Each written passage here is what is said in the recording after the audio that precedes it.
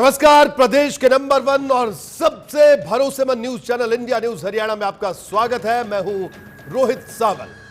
अवैध खनन जहां हमेशा से तमाम सरकारों के लिए बड़ा सरदर्द रहा है, वहीं खनन माफियाओं के लिए यह सिर्फ रेत ही नहीं बल्कि सोने की खदान की तरह है। मोटा मुनाफा ऐसा कि तमाम कायदे कानून और नियमों की धज्जियां बेखौफ उड़ाई जाती रही हैं। हालांकि सरकार सख्त कानून और जीरो टॉलरेंस का दावा कर रही है, लेकिन हरियाणा पुलिस के ही एक ऊंचे ओहदे वाले पुलिस अधिकारी ने माना कि हरियाणा में अवैध खनन में कुछ पुलिस वालों की मिलीभगत होती है। एडीजीपी मोहम्मद अकील के मुताबिक अवैध खनन की जानकारी ऊपर तक होती है। कौन पुलिस वाला इसमें शामिल है ये भी अधिकारियों को पता होता है, लेकिन फिर भी अवैध खनन होता है। वहीं मोहम्मद अकील के बयान को लेकर खनन राज्य मंत्री से सवाल पूछा गया तो उन्होंने जांच और उसके बाद सख्त कार्रवाई का बयान दे दिया। अब बड़ा सवाल ये कि अवैध खनन के खेल के लिए कौन जिम्मेदार है और कब लगेगी खनन के खेल पर रोक। तो सरकार सख्त लेकिन अवैध खनन फिर भी क्यों जारी है और एडीजीपी के बयान के क्या मायने हैं, इन्हीं अहम सवालों पर आज करेंगे आज की बड़ी बहस।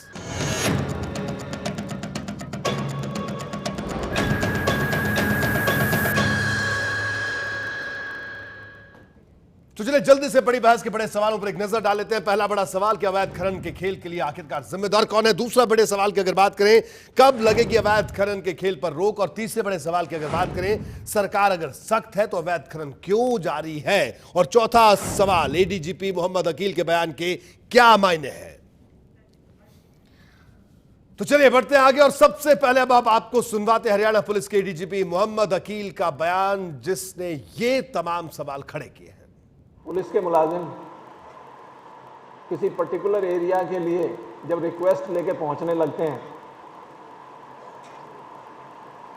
तो मैं उनसे पूछता हूं कि रेत खाने के लिए जाओगे क्या वहां।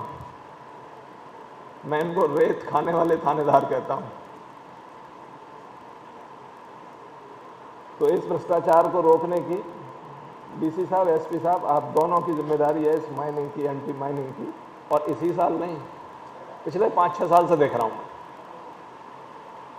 कोशिश करिए कि इस ट्रैप में आए बिना जो प्रॉपर जो टैक्स सिस्टम है, प्रॉपर जो जहां माइनिंग जहां से अलाउड है वहां से माइनिंग कराएं। मुझे वहीं बैठे पता लग जाता है कि किस एरिया में इलीगल माइनिंग हो रही है।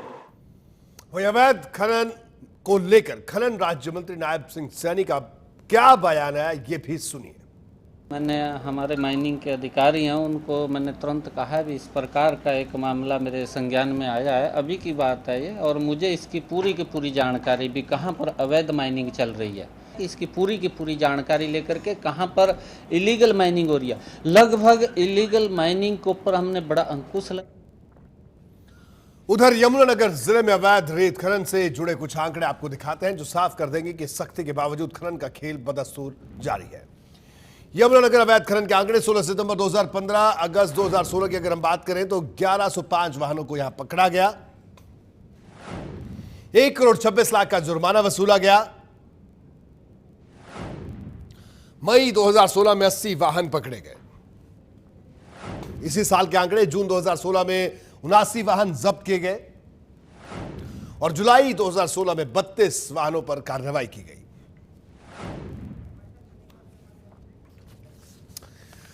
जो हमारे साथ आज की इस चर्चा में कुछ खास मेहमान मौजूद हैं जो कि इस चर्चा में हमारे साथ रहेंगे। हमारे साथ बीजेपी नेता बीबी सिंघल साहब मौजूद रहेंगे। सिंघल साहब आपका स्वागत है। सुभाष शर्मा साहब मौजूद रहेंगे जो कि वरिष्ठ पत्रकार हैं और खनन को लेकर एक लंबे अरसे से हरियाणा में एक लंबी जंग लड़ रहे हैं अवैध खनन को लेकर, और लगातार इन्होंने रिपोर्टिंग भी की है अवैध खनन को लेकर। एक लंबा तजुर्बा इनके पास है इस विषय का। तो सबसे पहले और सबसे बड़ा सवाल जो उठा है वो ये कि एडीजीपी मोहम्मद अकील ने जो बात कही वो बिल्कुल सही बात उन्होंने कही। उन्होंने बिल्कुल ठीक कहा कि अगर उनके पास कोई ये कहने आता कि साहब मुझे यमुनानगर में लगा दीजिए, तो उन्होंने कहा कि मैं उनसे ये पूछता हूं कि क्या रेत खाने जाते हो। उन्होंने डीसी और एसपी को ताकीद की कि साहब आप अच्छा काम करिए, इस अवैध खनन को रोकिए। उन्होंने बिल्कुल ठीक कहा। उनके बयान में कोई विवाद नहीं है, उन्होंने बिल्कुल सही बयान दिया। लेकिन अब बड़ा सवाल ये कि आज मोहम्मद अकील के इस बयान के बाद एक बार फिर से वो सवाल उठता है जो शायद हर रोज जनता के जहन में नहीं उठता होगा, लेकिन इस अवैध खनन के खेल से प्रदेश सरकार को करोड़ों के राजस्व का घाटा हो रहा है। उसका जिम्मेदार कौन है? और दूसरी बात यह बता दें कि अवैध खनन कोई साधारण आदमी नहीं कर सकता। जब तक बड़े लोगों का संरक्षण हासिल ना हो तब तक यह खेल होना नामुमकिन है। ठीक है, सरकार कहती है हम कार्रवाई कर रहे हैं, लेकिन मोहम्मद अकील साहब के इस बयान ने कई बड़े सवाल उठाए हैं। चर्चा की शुरुआत सुभाष जी आपसे करूंगा।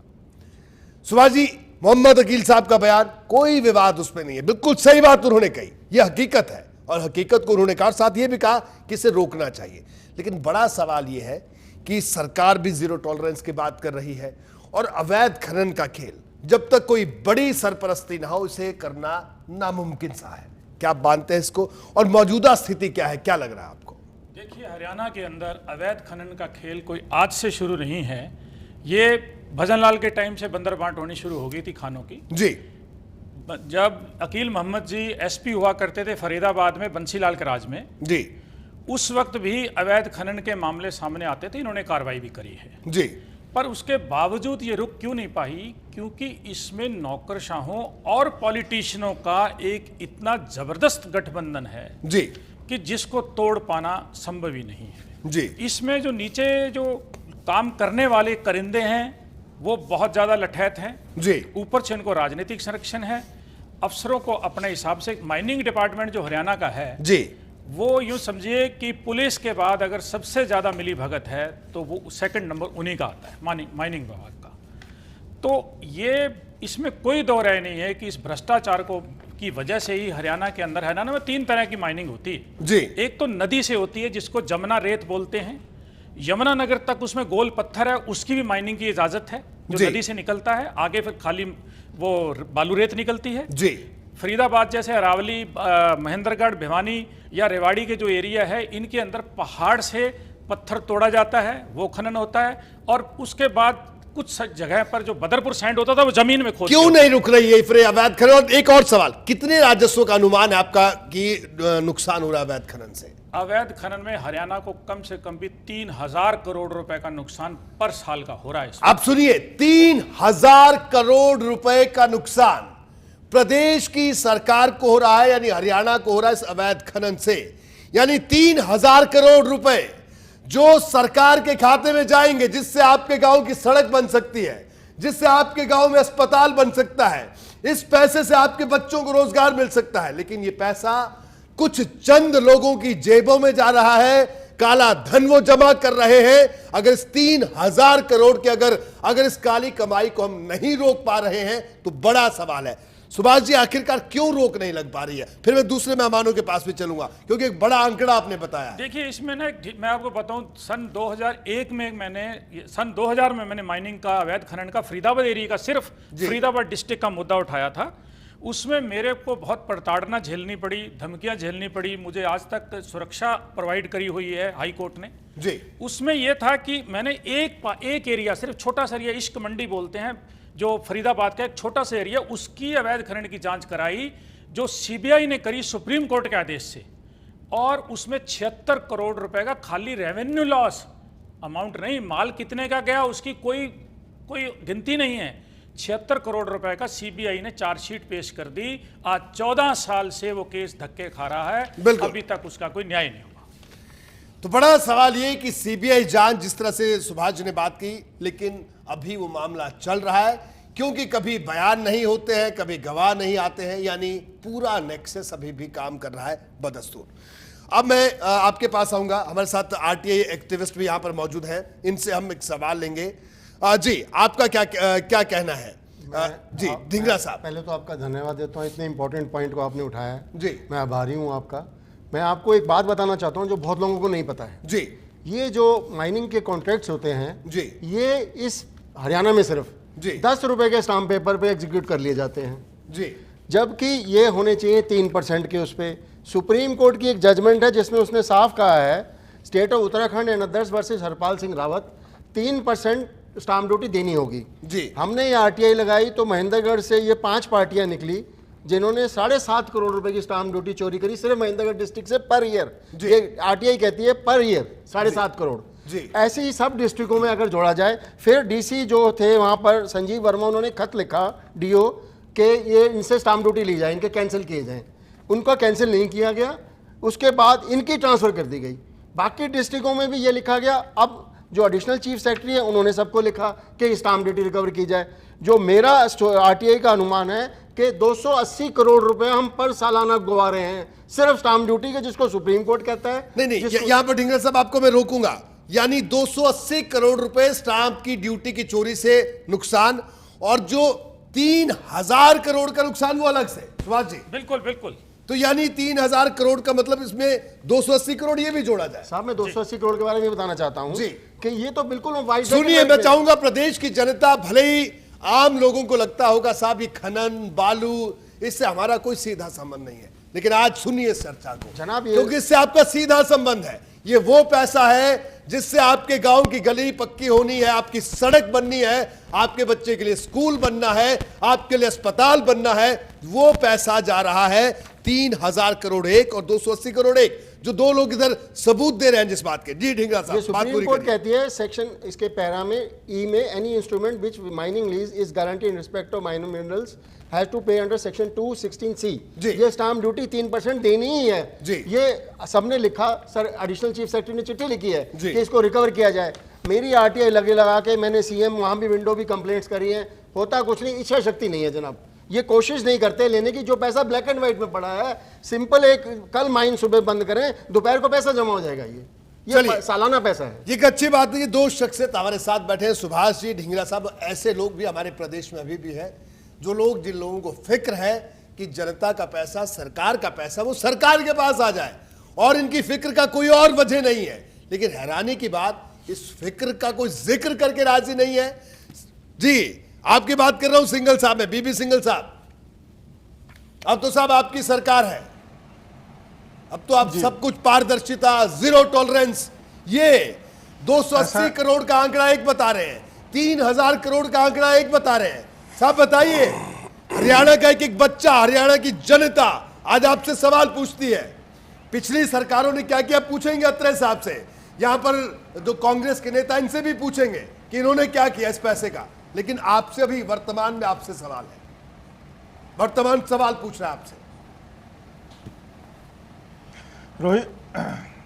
रोहित जी, हम सब जानते सिर्फ हम हैं इस पिछले 3000 10 करोड़ का साल जो से नुकसान हो रहा है हरियाणा के और अंदर माइनिंग के 280 ऊपर करोड़ बैन का लगा नुकसान, हुआ था। इसकी बात करेंगे। मैं आ रहा हूं रोहित जी, मुझे अपनी बात रखने दीजिए। मौजूदा सरकार मनोहर लाल खट्टर जी के नेतृत्व में इनके अथक प्रयासों के चलते इस साल से हरियाणा के अंदर ब्लॉक छोटे कर दिए गए हैं। एनजीटी और सुप्रीम कोर्ट से क्लियरेंस मिल गई है। ई टेंडरिंग के माध्यम से ब्लॉक्स अलॉट किए जा रहे हैं। और मैं बताऊं, यमुनानगर के अंदर कुछ ब्लॉकों के अंदर माइनिंग शुरू हो गई है। कुछ ब्लॉकों के अंदर ये बरसात का सीजन खत्म होने के बाद 15 सितंबर के बाद माइनिंग शुरू हो जाएगी। ये तो एक पार्ट रहा।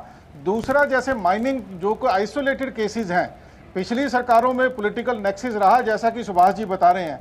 मौजूदा सरकार में कोई भी पॉलिटिकल नेक्सिस नहीं है। और दूसरे बात जो है, हम लोग लगातार अगर कोई आइसोलेटेड केसेस माइनिंग के होते हैं, उनके ऊपर फाइन कर रहे हैं, गाड़ियां जब्त कर रहे हैं, एफआईआर लॉन्च कर रहे हैं। एक और बात मैं ध्यान में लाना चाहूंगा रोहित जी, बड़ी सिग्निफिकेंट है। एनजीटी ने इस साल के अंदर एनवायरमेंट कंपनसेशन के नाम से एक फाइन लगाया। कोई भी गाड़ी अगर इलीगल माइनिंग करती पकड़ी जाएगी तो 5 लाख रुपया फाइन लगेगा। उसके चलते इस साल के अंदर जो केसेस हैं उनके अंदर काफी गिरावट आई है। पर मैं ये आपको बताना चाहूंगा, हमारी सरकार के प्रयास के चलते अब छोटे छोटे ब्लॉक्स बनाकर ई टेंडरिंग के माध्यम से अलॉट किए गए हैं। आने वाले समय में स्टेट को जहां एक और रेवेन्यू मिलेगा, दूसरी ओर इलीगल माइनिंग से प्रदेश को निजात मिलेगी। ठीक है सिंघल साहब, इसके लिए सिंघल साहब, आपके आज हमने अपने पैनल इस तरह से डिजाइन किया है कि आप जो तमाम नेता जो बात कहेंगे उसकी हकीकत क्या है ये भी जान लेते हैं। सुभाष जी, बीबी सिंघल साहब ने जो कुछ कहा क्या वो ठीक है, ऐसा हो रहा है? सिंघल साहब, जो आपने अभी कहा कि 25-25 एकड़ के ब्लॉक बनाकर हम इसको ऑक्शन कर रहे हैं, और मैं आपसे एक सिर्फ आपका भिवानी डिस्ट्रिक्ट का पूछना चाहता हूं। मैंने 25 एकड़ नहीं कहा सुभाष जी, मैंने कहा छोटे hectare, block. Hectare, Subhash ji, sorry hectare. Subhash ji, सुन लीजिए सुभाष जी, सुन लीजिए, नेता है। मैंने कोई यूनिट सर बोलिए, आपने क्या कहा, फिर बोलिए।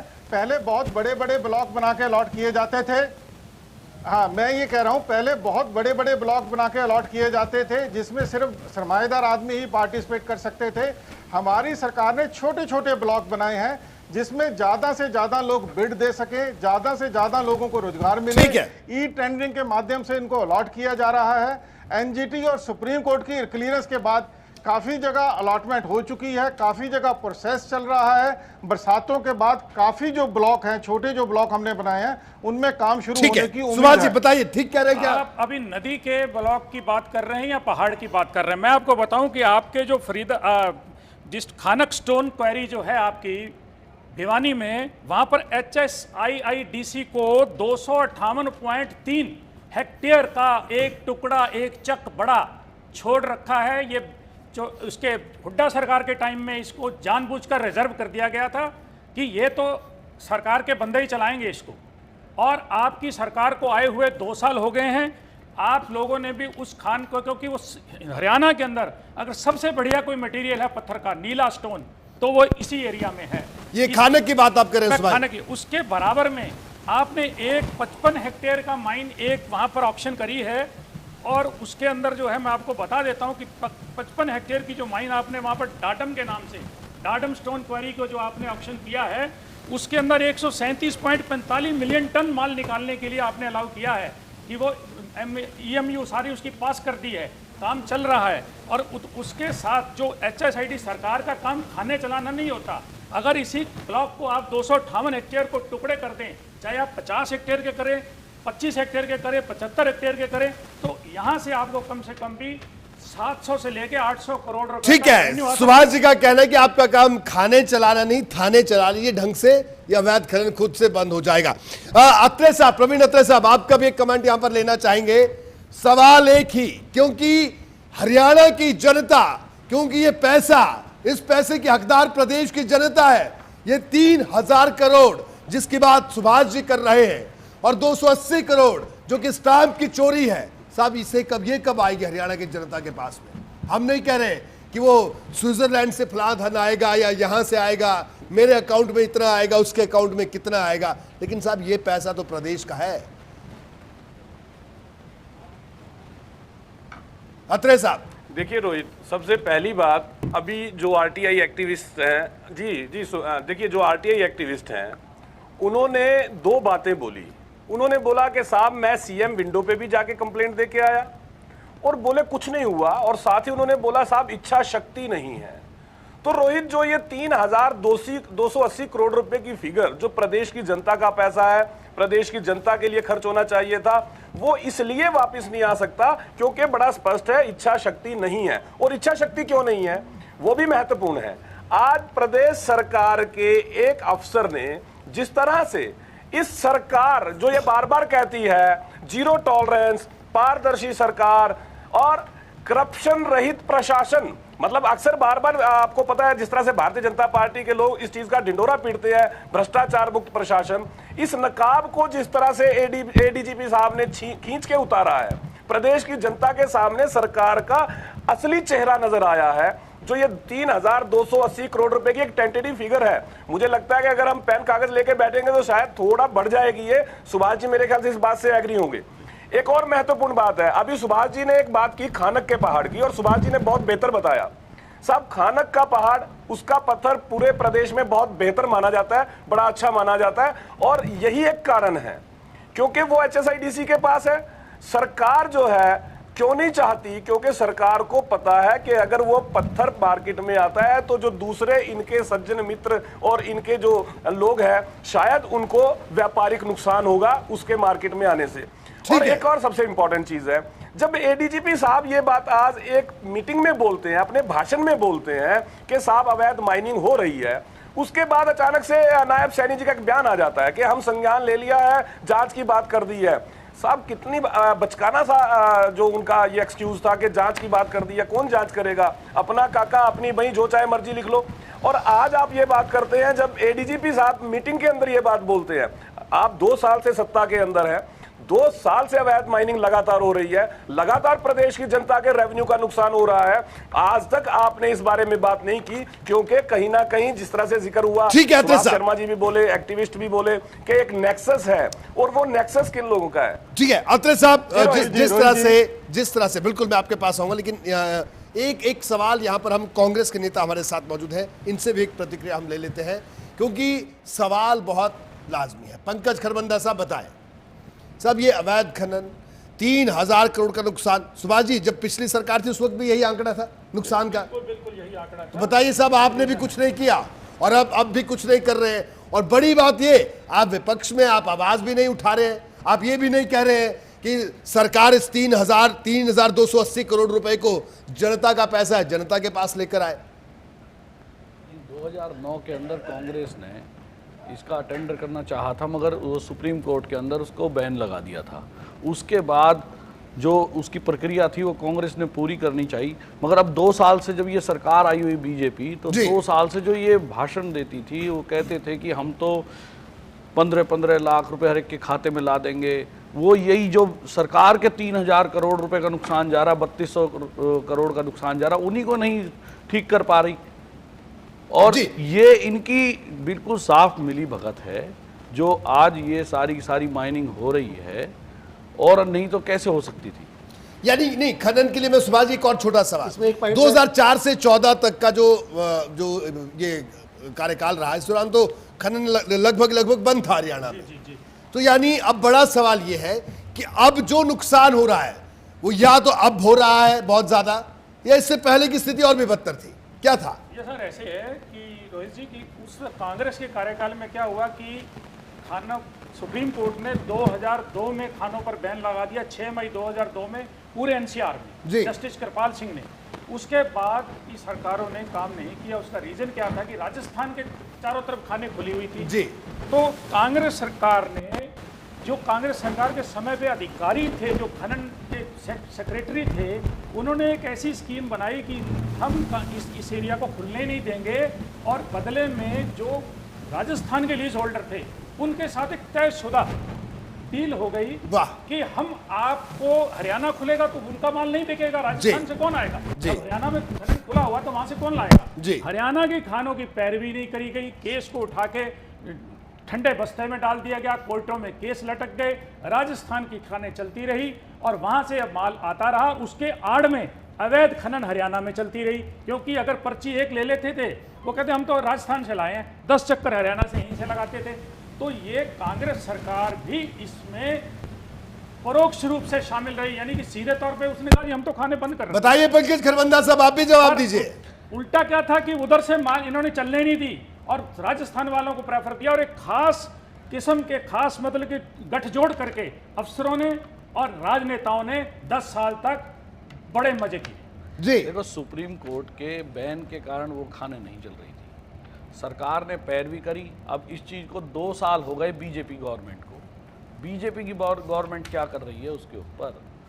चलिए, सवाल लाजमी है कि साहब आप क्या कर रहे हैं, लेकिन अजी ढिंगरा साहब आप कुछ कहना चाहते हैं? एक बात बताना चाहता हूं कि मैंने आरटीआई में सूचना ली है, 228 कंपनियों ने 2005 से लेकर कांग्रेस के टाइम में, हम तो पॉलिटिकल आदमी, हमें कोई लेना देना नहीं। जी बिल्कुल। 228 ये जो कंपनियां हैं जी, इनको दिया गया 2005 से 14 तक जी। अगर इनका विश्लेषण करें तो आप पाएंगे 8 परिवार हैं जी, जिनके अलग अलग नाम से ही बनाई गई हैं जी। तो ये तब भी, और एक पर्ची देते थे, रवानगी डालते थे, उसी पर्ची को रीयूज किया जाता था, और ये बहुत बड़ा घपला किया गया। 8 आदमी, 8 परिवार ही मिल बांट के पूरा हरियाणा को 10 साल तक ये माइनिंग जीती रही। ये आरटीआई में ली गई सूचना है। अब एक ढींगरा साहब बड़ा सवाल है, उसके बाद हम बीबी सिंगल साहब से पूछेंगे। मैं क्योंकि मैं बड़ा इस चर्चा को, मैंने कहा कि पहले हमने कहा था कि हम आज हरियाणा की जनता को, आम जनता को ये बताना चाहते हैं कि अगर अवैध खनन हो रहा है तो इसका नुकसान आपको भी है। कोई गांव देहात में अगर कोई शख्स बैठा है उसको भी हो रहा है, कोई शहर में बैठा है उसको भी हो रहा है, ये सबको नुकसान हो रहा है। ये ऐसा नहीं है कि यमुनानगर में से खनन हो रहा है या खानक में हो रहा है या कहीं हो रहा है तो वहीं के लोगों को नुकसान है, ये सबका नुकसान है, क्योंकि आंकड़ा 3280 करोड़ का बन रहा है, जो सुभाष जी और ढींगरा साहब ने बताया। ढींगरा साहब, जो 280 करोड़ की स्टैंप ड्यूटी की चोरी की बात आपने उठाई, इसको तो वसूला जा सकता है क्योंकि ये तो पूरा डॉक्यूमेंटेड है। जनाब बहुत अच्छा कि आपने पूछ लिया। मैं आपको बताना चाहता हूँ, इंडिया न्यूज़ ने हमारा बहुत साथ दिया रैपिड मेट्रो के टाइम में। जी। रैपिड मेट्रो ने 2 एग्रीमेंट किए थे जिसमें उन्होंने 270 करोड़ की स्टाम्प ड्यूटी नहीं दी थी। जी। तीसरा एग्रीमेंट जब इंडिया न्यूज़ ने 3 दिन लगातार ये न्यूज़ चलाई तो इनको मजबूर होना पड़ा। सीएम साहब ने आदेश दिए कि जो तीसरा एग्रीमेंट है उस पर स्टाम्प ड्यूटी ली जाए। परसों जो छुट्टियों से पहले दिन ही 1 करोड़ 55 लाख उन्होंने भरे हैं। बाकी पैसे जो तीसरे के वो बाकी वो भर रहे हैं, 6% से भर रहे हैं, हम कह रहे हैं 9% से। सिर्फ इतना विवाद रह गया है। 200 करोड़ रुपए आ गया जस्ट बिकॉज मीडिया ने उसको आपने पूरा सपोर्ट किया। और ये जो एग्रीमेंट है 2009 का है और एक 2013 का है। जी। दोनों एग्रीमेंट के पैसे rapid metro in principle ready हो गए। इसलिए जो 280 करोड़ की आप बात कर रहे हैं, मैं इसकी बात कर रहा हूं कि ये जो स्टैंप ड्यूटी का ये तो पूरा डॉक्यूमेंटेड है। इसमें तो जी कोई संशय ही नहीं है। ये तो सीधी इनके डीसी ने लिखा है जी, उसकी जिसकी ट्रांसफर उसने लिखा है। हमें आरटीआई में कागज वही मिले हैं जो रिकॉर्ड में हैं। जी। हमने कोई गैस वर्क नहीं करा है। इन्होंने यानी महेंद्रगढ़ में डीसी ने कहा कि साहब ये 280 करोड़ 7.5 करोड़ का एक लिखा उन्होंने, जी। एक डिस्ट्रिक्ट का 1 साल का। जी। पिछले 5 साल से 10 साल से ऐसे चला आ रहा था तो उसने कहा 75 करोड़ आगे का भी लिया जाए, क्योंकि ये सुप्रीम कोर्ट कहता है पर ईयर। पर ईयर जितना का ये दिया जाए उस पर 3% ड्यूटी ली जाए। जी। यही लिखा उन्होंने, यही लिखा कमिश्नर ने, यही लिखा एडिशनल चीफ सेक्रेटरी जो केसवी आनंद जी। है, उन्होंने डायरेक्शन दी कि रिकवर किया जाए। जी। माननीय मुख्यमंत्री को हम सीएम साहब को सीएम विंडो में दे के आए, जी। उनसे मिलने की कोशिश की। तो कौन रिकवर नहीं कर रहा है साहब, क्या लग रहा है? साहब इच्छा शक्ति की कमी है। अगर रैपिड मेट्रो में हो सकते हैं जी, जो बिल्कुल ठीक नहीं चल रही उससे पैसे रिकवर हो सकते हैं, तो ये तो बड़े बड़े लोग हैं माइंस वाले, इनसे तो इमीडिएटली। चलिए, तो ढींगरा साहब का कहना है कि मुख्यमंत्री महोदय ने रैपिड मेट्रो के इस केस में जिस तरह से जनता का पैसा वापस लाया जनता के पास, तो ये स्टैंप ड्यूटी की जो चोरी का मामला है जो ढींगरा साहब ने आरटीआई के जरिए सामने लाया, ये 280 करोड़ रुपया भी हरियाणा की जनता के पास आए। ये हम चाहते हैं, ये प्रदेश की जनता चाहती है। बीबी सिंघल साहब जवाब दीजिए। रोहित जी, अभी जो चर्चा में बात आ रही थी, सुभाष जी ने जैसे बताया भी 2001 से लेके वो इस माइनिंग को फॉलो कर रहे हैं। 2001 में मैं याद दिलाना चाहूँगा, प्रदेश के अंदर आईएनएलडी की सरकार थी। उस समय जिले में एक आदमी को इनाम के तौर पर माइनिंग दी जाती थी। और 2004 से लेकर 2014 तक, अभी जैसे बताया सुभाष जी ने, 8 परिवारों को 228 कंपनियों को ये कॉन्ट्रैक्ट देने के बाद जिस तरह प्रदेश को लूटा गया, हम सबके सामने है।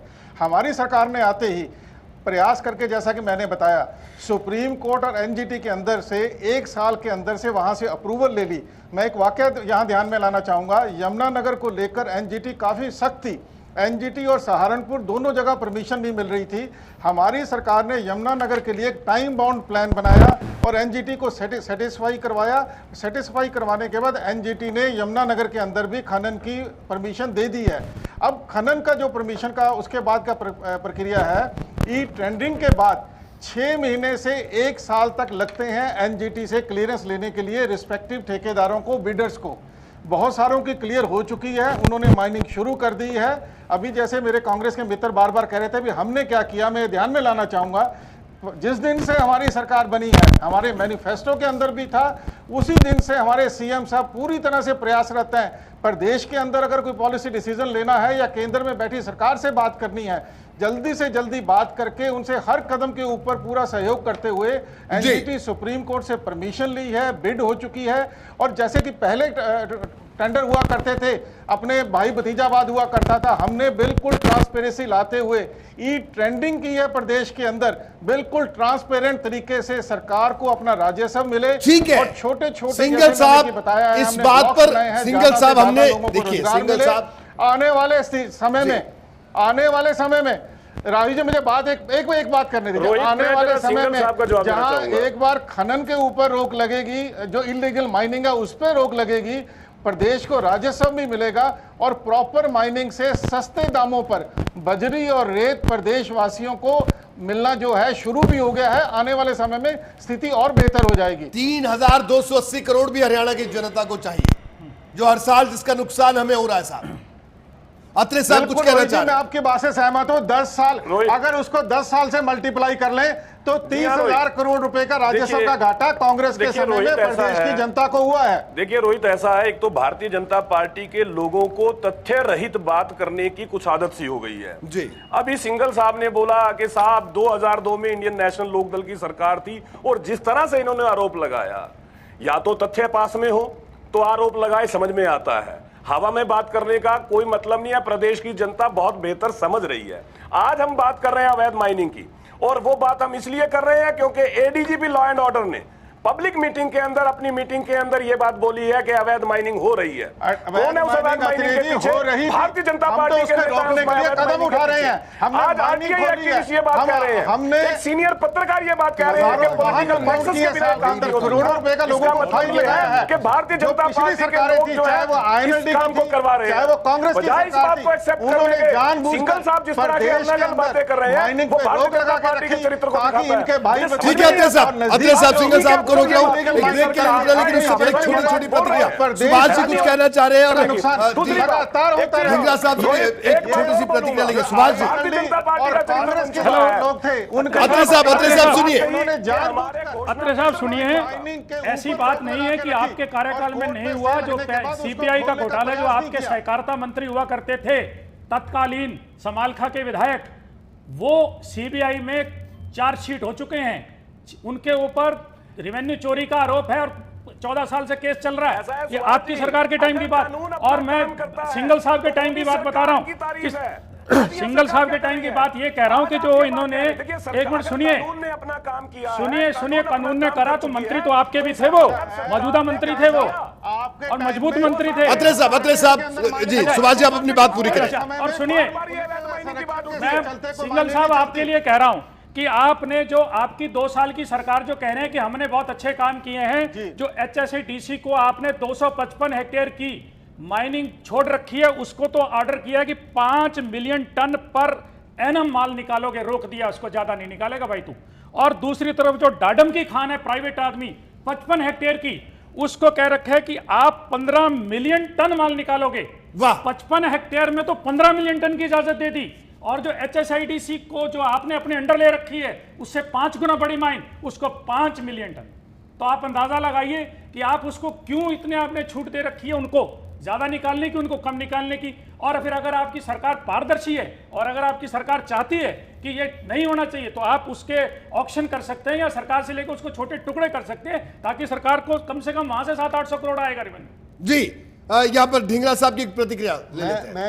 मैं अत्रे साहब की बहुत इज्जत करता हूँ, बड़े नेता हैं। मैं इनसे इतना कहना चाहता हूँ कि हम इस टाइम इस लिए बैठे हैं कि कैसे रेवेन्यू आया जाए। हम एक दूसरे की गलतियां निकालने नहीं बैठे। अगर लोकदल की बात की जाए, जब वो सरकार थी, जब उन्होंने बांटे हैं, तब भी आपको पता है कैसे बांटे गए हैं। इस तरह बांटे गए जैसे नॉमिनेशन होती है। बीजेपी ने, कांग्रेस ने क्या किया, उन्होंने 8 परिवारों को ही 228 पार्टियों को दे दिया। अब बीजेपी क्या कर रही है, वो पैसे ही नहीं ले रही है उनसे। अगर इच्छा शक्ति हो, यानी तो आपका कहना है कि बीजेपी दे तो नहीं रही है, लेकिन जो पैसा मिलना चाहिए वो भी नहीं ले रही। वो नहीं ले रही, इच्छा शक्ति नहीं है। अगर आप रैपिड मेट्रो से, तो उससे ज्यादा स्टाम्प ड्यूटी ले सकते हो, तो इससे क्यों नहीं वापस ले सकते? ठीक है, बहरहाल एक छोटे से ब्रेक के लिए हम लोगों को यहाँ पर रुकना होगा। ढींगरा साहब आपको रोक रहा हूं, तमाम मेहमान हमारे साथ बने हुए, एक छोटे से ब्रेक के लिए रुकेंगे। ब्रेक के बाद जल्द हाजिर होंगे और बड़ी बहस जारी है इस ब्रेक के बाद भी आज, क्योंकि मसला बड़ा है। 3280 करोड़ रुपए सालाना जो पैसा आपका है, आपके पास आना चाहिए, आपकी सरकार के पास आना चाहिए, वो चंद लोगों की जेबों में जा रहा है। क्यों? ये सवाल बहुत लाजमी और बहुत मौजूद है। ब्रेक के बाद जल्द हाजिर होंगे।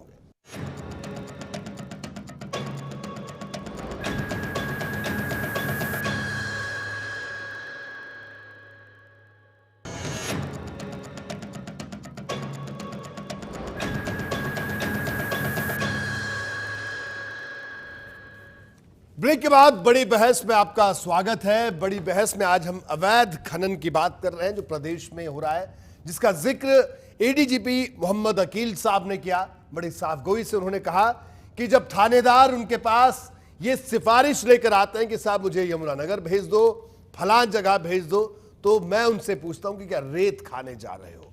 उनके इस बयान में विवादित कुछ भी नहीं है, लेकिन इस बयान ने कई अहम सवाल खड़े कर दिए हैं।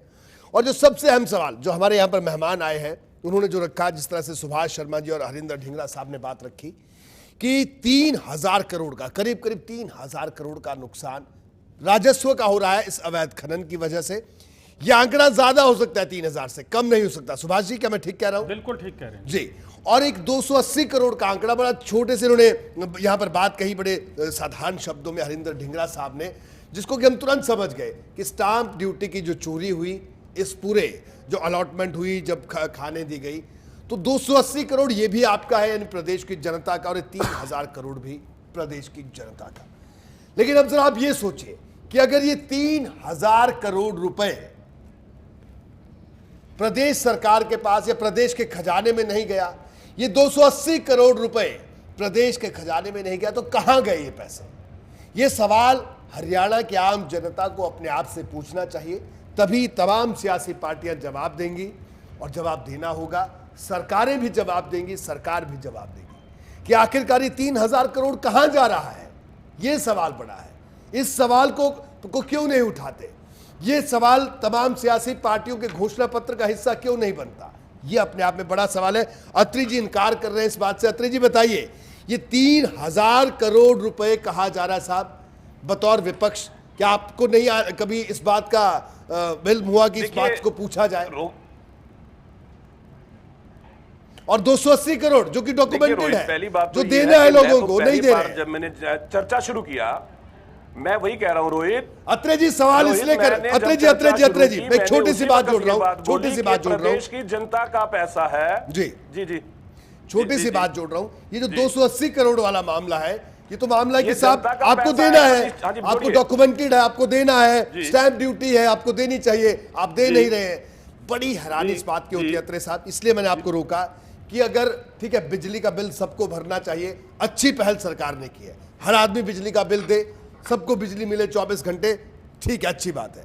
लेकिन अगर कोई गरीब आदमी बिजली का बिल समय पर नहीं दे तो उसके घर पर बिजली काटने वाले आ जाते हैं, जो कि अच्छी बात है, बिजली विभाग के अधिकारियों कर्मचारियों को आना भी चाहिए। लेकिन जहां 280 करोड़ रुपए कोई चुका नहीं रहा, उनको कोई पूछने वाला नहीं है, उनसे कोई सवाल नहीं करता है, ना विपक्ष कुछ कहता है ना सरकार कुछ कहती है, ऐसी स्थिति क्यों? अत्रे साहब जवाब दीजिए। देखिए रोहित, जैसा मैंने कहा कि चर्चा के शुरू में मैंने ये बात बोली थी कि प्रदेश की जनता का पैसा है और सरकार की इच्छा शक्ति नहीं है, क्योंकि ये कोट किया था ढींगरा साहब ने भी, और इच्छा शक्ति नहीं है इसलिए रिकवर नहीं हो रहा है। सरकार अगर इच्छा शक्ति होती तो प्रदेश की जनता का 3280 करोड़ रुपया प्रदेश की जनता के हितों में खर्च होता। मैं शुरू से बात बोली है। दूसरी बात, देखिए मैंने पहले भी कहा था कि तथ्य रहित बात करने का कोई मतलब नहीं है। आप हवा में बात कर देते हैं साहब, आईएनएलडी की सरकार के दौरान ऐसा हुआ। अरे साहब, तथ्य सामने होने चाहिए। आज हम जो चर्चा कर रहे हैं, हमारा तथ्य, हमारे पास तथ्य सामने है। मोहम्मद अकील साहब ने साफ बोला है। दूसरी एक और इंपॉर्टेंट बात, सुभाष शर्मा जी ने जिक्र किया कि साहब आपके कोऑपरेटिव मिनिस्टर थे। सुभाष शर्मा जी बेहतर जानते हैं उन कोऑपरेटिव मिनिस्टर के बारे में कि वो पुश्तैनी रूप से इस धंधे से पता नहीं कितने सालों से जुड़े हुए हैं। इस चीज का आरोप इंडियन नेशनल लोकदल की सरकार पे लगाना सही गलत है, क्योंकि उनका तो पुश्तैनी बिजनेस है वो, और पता नहीं पिछले कई सालों से वो काम करते हैं। कब से वही करते हैं? के लिए तो अलाउड नहीं थे। दो बातें हैं, अवैध धंधे के लिए अलाउड नहीं थे। देखिए सुभाष जी अब सुन लीजिए, सुभाष जी सुन लीजिए। आपने अगर इंक्वायरी, देखिए जांच हुई, जांच में उनके ऊपर जांच बैठी, जो भी कानूनी कार्रवाई हुई उस कानूनी कार्रवाई का स्वागत किया हमने। मैंने जो बात बोली है कि साहब बिना हवा में बात करने का कोई मतलब नहीं है, तथ्यों पे बात की जाए तो अच्छा रहता है। अगर आज भारतीय जनता पार्टी की सरकार के दौरान एक अफसर ये बात कहते हैं कि अवैध माइनिंग हो रही है, तो क्या सरकार की जिम्मेवारी नहीं बनती उसको रुकवाना? क्या सरकार की जिम्मेवारी नहीं बनती उस पैसे को रिकवर करना?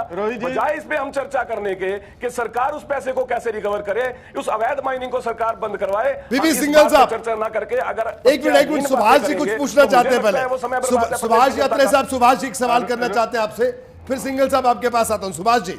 ऐसे अत्रे साहब, मैं कोई चौटाला सरकार के खिलाफ नहीं हूं, मैं भ्रष्टाचार की बात कर रहा हूं। आप कह रहे हैं कि उन्होंने कभी, आपकी सरकार जब यहाँ हाई कोर्ट ने आदेश दे दिया सीबीआई की जांच का, तो आपकी सरकार उसको बचाने के लिए सुप्रीम कोर्ट में गई। ये कागज है और इसके ऊपर लिखा हुआ है, सुप्रीम कोर्ट ने कमेंट्स किया, it is surprising that the state of Haryana has come up against the, जो मिनिस्टर है उसके अगेंस्ट आई है, फेवर में आई है। ये सुप्रीम कोर्ट के ऑर्डर की कॉपी है सर। ये मेरे तो मान लेना चाहिए।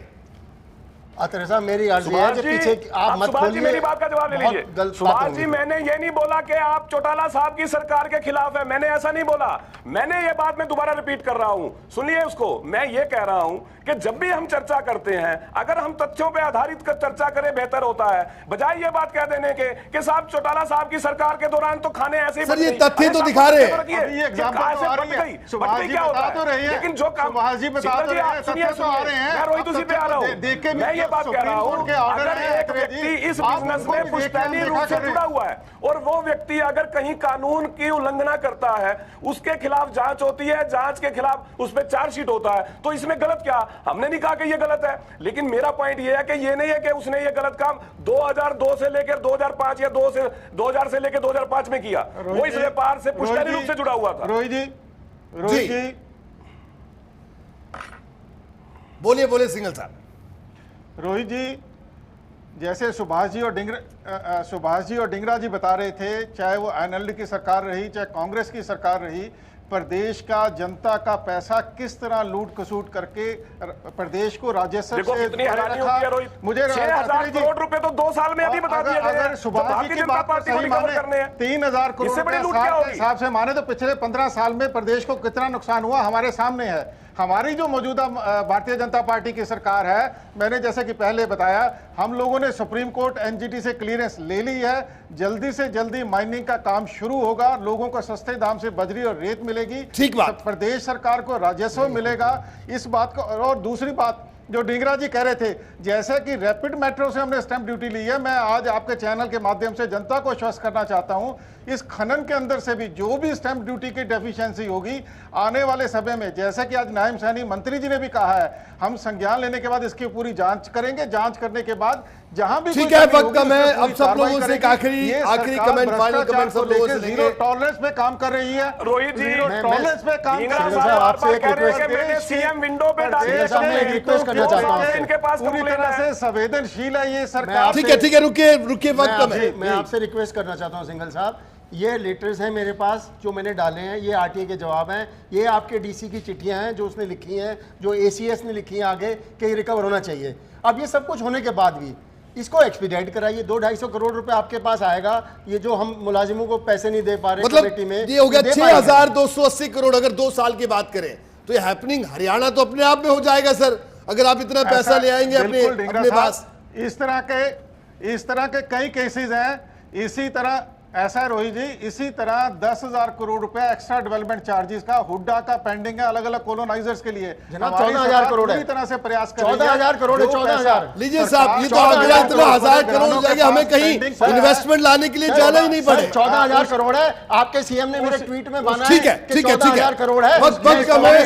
Final comment, 24,000 crore. पंकज खरबंदा साहब क्या कहेंगे आखिर में, बड़े संक्षेप में, वक्त कम है। उसके देखो, सबसे बड़ी बात यह है कि जो हमारी हरियाणा की जनता का पैसा है, बीजेपी सरकार को उस चीज के ऊपर संज्ञान लेते हुए ये सारा का सारा पैसा लाना चाहिए, जिससे कि हरियाणा का विकास हो सके। इन बातों से केवल बातों से काम नहीं चलता। कांग्रेस के टाइम में तो सर, कांग्रेस के टाइम के अंदर इस पे सुप्रीम कोर्ट ने स्टे लगा रखी थी। आज स्टे नहीं है, आज आपको पैसे लेके आने चाहिए और जनता के लिए पैसे को खर्च करना चाहिए। प्रदेश को नुकसान हुआ, आप हमारी बात भी सुनिए सर। बात ये चीज की हो रही है, आज जितने भी यहाँ पर एक्टिविस्ट भी बैठे हैं, ये इसलिए बैठे हैं कि भाई जनता का पैसा जनता के पास आए। इसके लिए पूरी तरह से चिंतित है, उसके लिए प्रयास कर रहे हैं। चिंतित है। आपने आश्वासन दे दिया, देखते हो आश्वासन कहां तक होता है। आपने आश्वासन दिया चैनल के माध्यम से, करोड़ रुपए सालाना नुकसान हुआ है, तो 30,000 करोड़ का जवाब आज आप जनता को दीजिए।